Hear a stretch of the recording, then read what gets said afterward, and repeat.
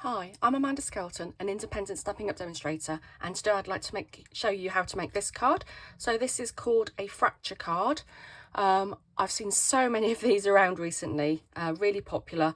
You can do lots of different designs with it, you can layer it, etc. And if you can emboss these sections. So it's also a really good card to use up lots of papers. So if you've got loads of papers you want to use up, you can just see this one doesn't, I don't think, looks as good because you haven't got so much detail on the pattern, you know, on the papers. But this one, you can just see that the papers are doing all the work for you. So I'm going to do a little bit of heat embossing as well for the happy birthday in the middle, and then use a little bit of ribbon as well. So let me show you. So these papers I've used. So this paper was the as you can see there, the pattern there. So this is using the 2024 to 2026 in colour DSP. And this one, so you can see this pattern here, is using the Hello Irresistible papers. So like I said, you can use any papers. And the one that I'm going to use is the Full of Life 6x6 papers. These are lovely bright colours. I'm going to do a different, another project with these. But these are gorgeous papers. And as of what we're today, the 21st of July 2024, we've got a free postage day coming up on Tuesday, I believe. Tuesday the 24th, I believe. So yeah, so if you want any of these products, then why not take advantage of the free shipping? If you look on the Stampin' Up website, you can look at Amanda's Crafted Cards, .stampingup.net, or if you search for me, Amanda Skelton, Skelton, you can find me as a demonstrator in order to place your order. So I'm going to do it in a slightly different colour where I realise everything is very pink on here, so that's why I want to do something brighter. So I'm going to use the Full of Life DSP for this, and you can see that that's got so much more colour. Again, I've used lovely colours both sides, but I want to use this because I think this will go quite well. I think because they're quite small panels, you want a fairly small pattern. Anything too big is going to get a bit lost because they're small sections. So what do you need? You need half a piece of A4, and then you want to score down the middle. And then you want a quarter of a piece of A4, which is effectively the same size as half of your card there. I'm just going to make sure that it's actually the same size. If it's a little bit too big, then just cut the edges, but actually that looks good. It needs to be the same size. Now this piece we're going to use effectively as a template to build our fracture card pattern on the front. So I've scored this down from along the short edge. I've scored that down 3/4 of an inch and both sides at 1/2 an inch, and that's how we're going to use this to position our pieces in a minute. Then you want 4 pieces of white card. They are 1/4 of an inch. 3 of them you want pieces about 4.5, about 5 inches, and then you want one at 2.25 inches. Okay, and it's important that is 2.25 inches, because the middle section is 2.25 inches by 2.25 inches. Yeah, just checking that. That's 2.25 inches, and basically that is going to be one of the sections along the side like that. Okay, so that's 2.25 inches by 2.25 inches. And then you want some patterned papers, and that wants to measure, that's 5 and 2 3/4 of an inch. You want a 3 inch by 2 3/4 of an inch. You want a 2 inch by 4 inches, and you want a 2.25 inch by 2.25 inch. And again, that is going to be the section that's going to go in there, so that's why that needs to be 2.25 inches. Okay, now on this paper, because there's actually a white border, I'm going to use those to try and line up against the papers there, so that's what I'm going to try and do.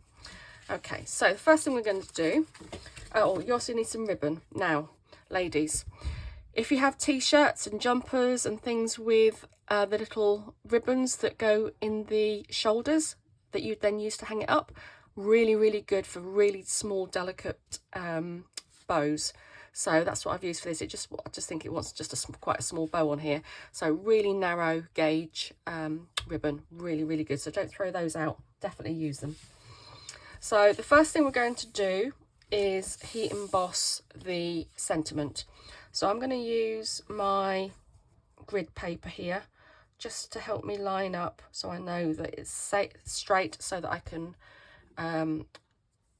stamp my sentiment. So I'm going to do the happy birthday, and I'm going to use Versamark which is basically the glue that you're going to stamp, and then you're going to add on your white Stampin' Up! Embossing powder. So you can get clear, you can get lots of different colours. I'm going to use white, which will look really nice on a dark colour. And then I've got my embossing buddy, and the point of the embossing buddy is it basically takes the static off so that when you put the powder on, it doesn't stick to everything. Oh, I'm just going to get a scrap piece of paper. So let me just wipe that off. So I'm going to do that on here. I've just lost my lines now, haven't I?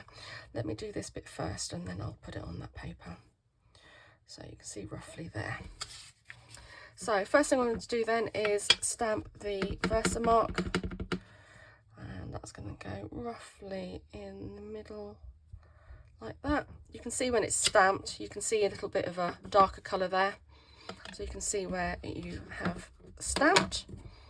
And then I'm going to put some scrap paper underneath, and then I'm going to pour on my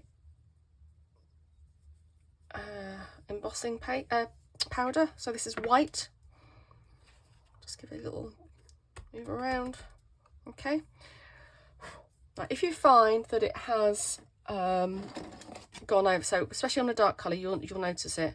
You can just get a little brush and just get rid of the excess. Otherwise, when you heat emboss it, you will see that, because that will heat emboss as well, and then you'll have white speckles on your card, which you probably don't want. And then you can put your excess back in your pot. And then I can get rid of that. And then that powder does go everywhere, so just give that. Okay, so now I've got my heat tool. Okay, and then you'll see the sort of creamy colour, you'll see it starting to go white when it starts to melt. So there you go, you can see the difference there where it's shiny now. It's quite a small piece of card, so just be careful.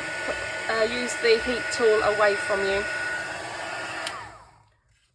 That shows up really nice on a dark background colour. Okay, doesn't matter so much if your card is sort of moved around a bit and sort of curled up, it doesn't matter. Okay, so the next thing you want to do then is place this. So the reason we've not embossed, what have we done? We've scored this is so that we can use this. So I'm going to line the top corner up to the top score line, and then I'm going to centre the left and right. It might go slightly over, but you can use it just as a gauge. Okay, so I'm going to place that in position. Again, if you want to use liquid glue, you can do, because it helps you to position it, but I'm going to go for it with, there you go. Okay, so that is your centre diamond that everything else is going to go around. So the next thing you want to do, so like I said, this is just the one sheet, and we're going to place, once this is all done, we're going to place that on top of the base. So first thing I'm going to do is take one of the longer pieces, and we're going to stick that along the top edge here, the top right. I would always do it so that, well, I've just done it so that for some reason I just do everything, the 2 1/4 is everything going to be there. So the 2 1/4 that I've measured there is going to go top left. So I would start top left with you, use your 2 1/4. Let's start there first. You want to make sure that's lined up and there's no gaps between that and the coloured card. And then I'm going to go round clockwise. Okay, and you want to make sure both edges go over the base of the card. So make sure that goes nice and snug against your centre diamond. It will stick, if you put glue on the edges, it will stick a little bit. That doesn't really matter so much. And then you've got 2 more pieces, so again you've got that in place, so that's going to butt up against that piece there and then continue off the bottom edge.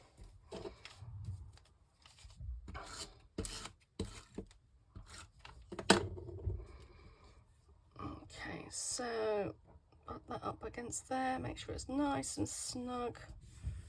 There you go. And then the last piece is going to go up against this piece, and again go off of the top there.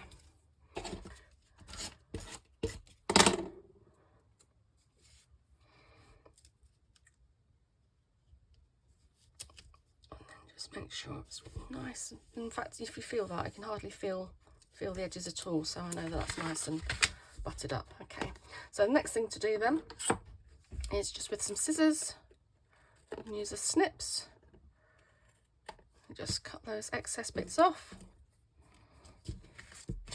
Especially seeing as they're sticky, it's good to get rid of these now, otherwise it'll keep sticking to your desk. Okay, so there we have our base. So we have 4 pieces of card, DSP. So like I said, you've got one that is exactly 2 1/4. That's going to fit nicely in there.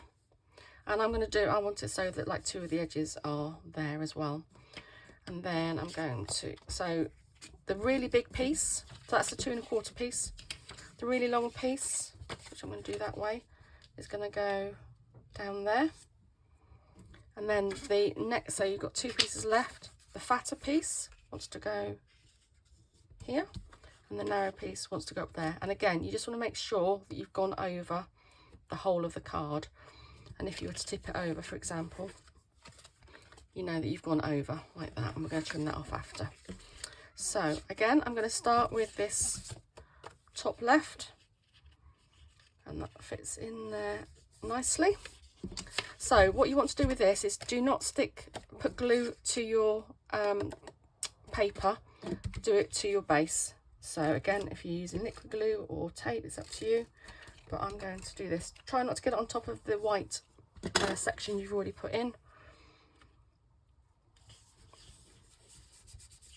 And then it just means that that isn't all sticky, and it's just a lot easier to move. And I've done it so that I've got these purpley bits here. So I'm going to then, like I said, I had that one there and that there. Okay, so I'll just do one piece at a time.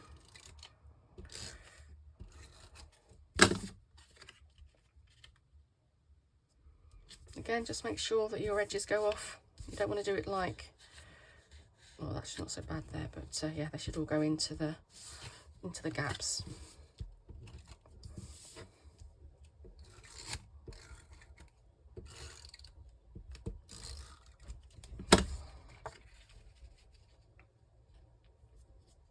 Okay, again, make sure they're nice and tight up against the pieces that you've already put in place.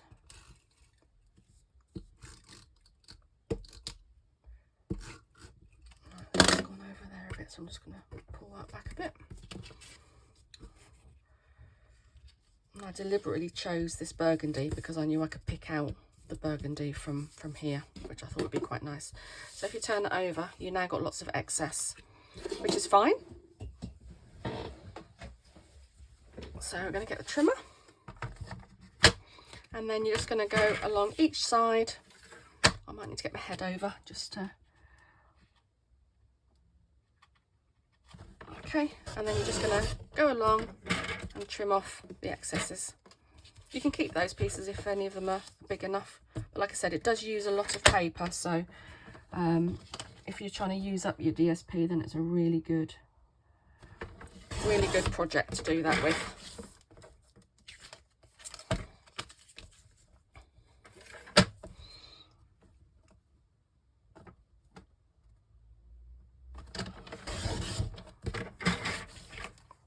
Okay, the last piece.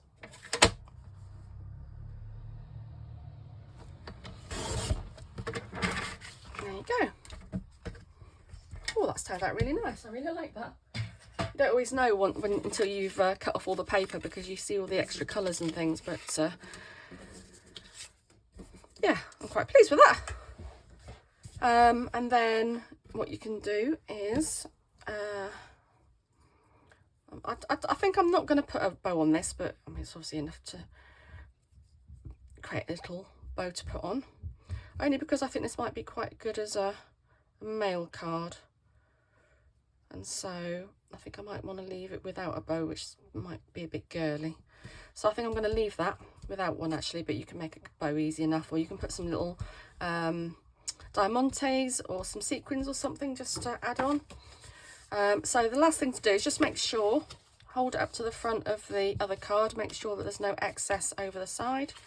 And then all you need to do then is put this whole section. So although we scored this to start with, once we've added all of our papers, you don't see any of those scores. It just aids it to position that first diamond. And then I tend to hold it up so that I know I've got the bottom right, and then I just use my left hand to guide that left edge as well. So if the bottom's right and the left is right, then everything else should be fine. So there you go. There we've got a fracture card. These are the ones as well. As always, if you want to find more on my YouTube channel, it's Amanda's Crafted Cards, and on Pinterest, and you can find the products at www.amandascraftedcards.stampingup.net if you want to find the papers. But yes, really, really sort of striking card. I'm really liking this one actually. These look quite pale in comparison. So anyway, I hope you've enjoyed it, and I shall see you next time. Take care. Bye bye.